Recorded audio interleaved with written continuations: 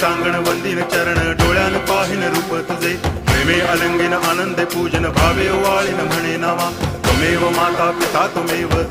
बंधुश्च सखा त्वमेव विद्या द्रविणं त्वमेव सर्वं मम देव कायेन वाचा मनसेन्द्रियैर्वा बुद्ध्यात्मना वा प्रकृति स्वभावात् करोमि यद्यत् सकलं परस्मै नारायणायति समर्पयामि अच्युतं केशवं रामनारायणं कृष्णदामोदरं वासुदेवं हरि गिरिधरं माधवं गोपिकावल्लभं जानकीनायकं रामचन्द्रं भजे हरे राम राम